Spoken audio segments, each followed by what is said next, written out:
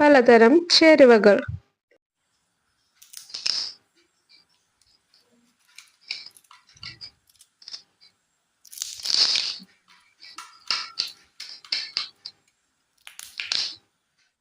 ഇനി നമുക്ക് കപ്പ വറുത്തത് റെഡിയാക്കാം. അതിനായിട്ട് ഞാനിവിടെ 1.5 കിലോ കപ്പയാണ് എടുത്തിട്ടുള്ളത്.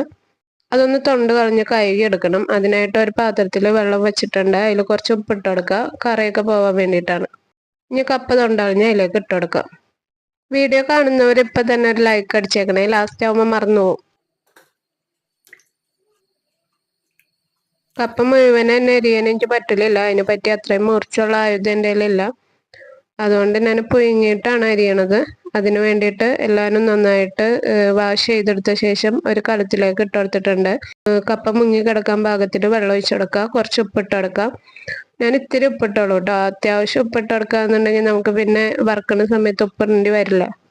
ഇത് ഞാൻ തിളപ്പിക്കാനായിട്ട് വെക്കാം. നന്നായിട്ട് തിളച്ചിട്ട് ഒന്ന് കപ്പ പൊട്ടി തുടങ്ങുന്ന ഒരു പരുവുണ്ടല്ലോ, നന്നായിട്ട് വിടർന്ന് പൊട്ടണ്ട, ജസ്റ്റ് അതിന്റെ നടുക്കുന്ന ഒരു വിണ്ട് തുടങ്ങും. ഇടക്കിടക്ക് അതിന്റെ സൈഡൊക്കെ ഒന്ന് നോക്കിയാൽ മതി. വിണ്ട് തുടങ്ങി അങ്ങനെ പൊട്ടാനായിട്ട് തുടങ്ങുന്ന സമയത്ത് ദേ ഇപ്പൊ കണ്ടോ പൊട്ടി തുടങ്ങിയിട്ടുണ്ട്.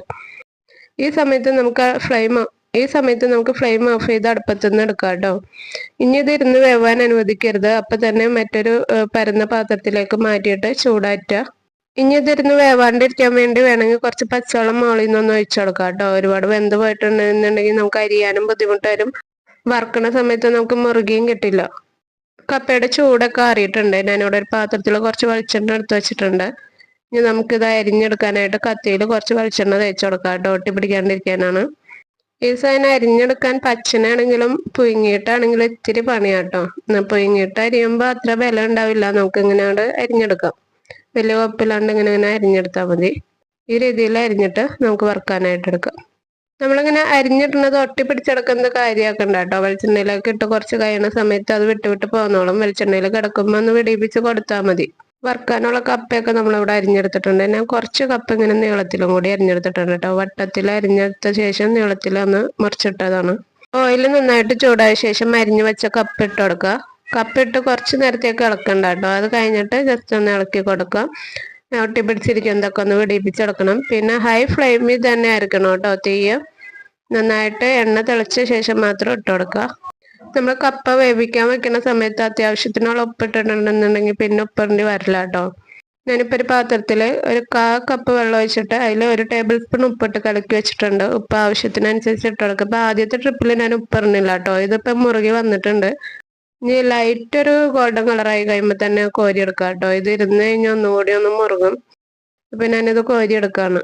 ഈ സാധനമൊക്കെ അടുപ്പിൽ ഉണ്ടാക്കുകയാണെന്നുണ്ടെങ്കിൽ അതായിരിക്കും കേട്ടോ കൂടുതൽ നല്ലത്. ഇതിന് നന്നായിട്ട് തീ വേണം. നമ്മുടെ ഗ്യാസിലെ അടുപ്പിലെ തീ അത്ര പോരാന്ന് തോന്നണു. ഇത്ര അങ്ങോട്ട് പൊളിച്ചിട്ടില്ല. നമ്മൾ പുറത്ത് അടുപ്പത്തൊക്കെ വെക്കുമ്പോൾ നന്നായിട്ട് പൊളിച്ച് വരണതാണത്.